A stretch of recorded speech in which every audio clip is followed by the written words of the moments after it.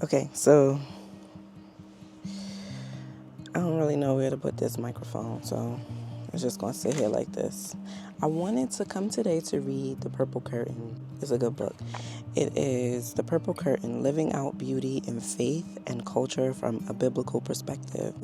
There are different parts of the book. It's kind of broken up into different subsections of what God is and what beauty is for a believer in Christ.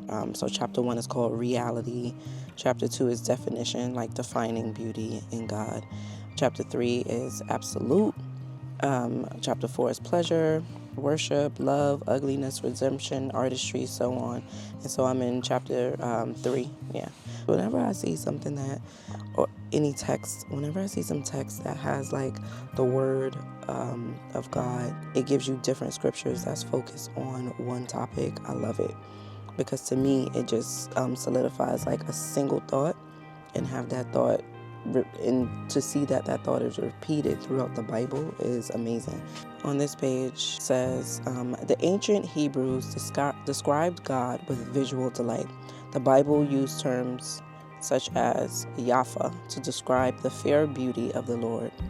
It was the same term used to describe the beauty of Sarah in Genesis 12:11, Esther in Esther 2:7, Solomon in Songs 2:10, Job's daughters in Job 42:15, and a Shunammite woman in 1 Kings 1:4.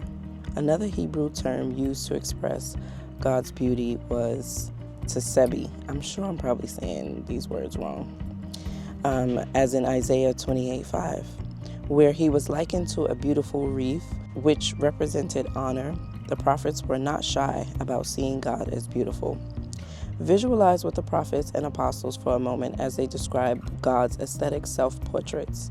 In Revelation 4:1-5, John saw a vision of God sitting on a throne with the appearance of jasper and carnelian, brilliant precious stones that refracted light. Out of his throne came some flashes of lightning.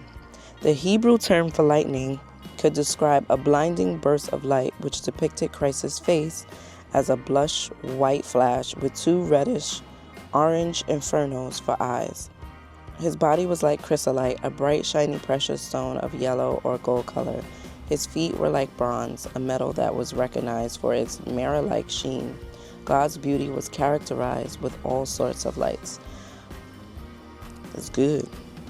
Fire was another kind of light that appeared in God's self-portraits. In Ezekiel 1:27, God's body from the waist up was like some kind of glowing metal, as if full of fire, and that from there down he looked like fire, and brilliant light surrounded him. Like a torrent of roaring flames, God emanated wild rays of light that danced around him. He appeared as a pillar of fire to the Israelites in the night to illuminate their way in the wilderness in Genesis 15:17. God's presence was represented with a fiery smoking pot and a flaming torch glowing in the darkness. The most intense source of light, the sun, was used to describe God, the light of God.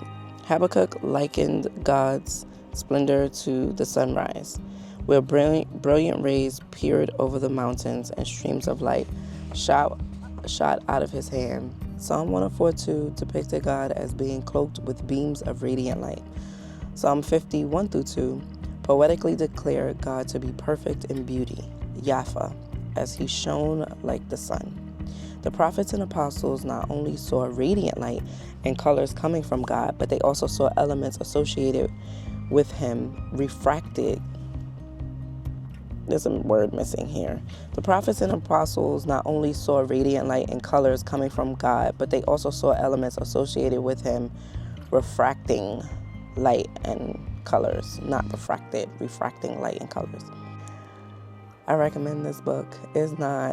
Sometimes like the sentences, for whatever reason, I usually read like very fast and seamlessly, but these sentences, it's like the author's choice of words don't really jive well with me. But it's still a good book. I'm not even like halfway through yet, but it's good. I recommend it. I'm reading The Purple Curtain because of a vision I had of a purple curtain. God showed me a purple curtain, He pointed out some scriptures to me. Well, it led me to research purple in the Bible, and some scriptures jumped out to me. And so I've been reading those scriptures just about daily, and then I'm also reading the Purple Curtain.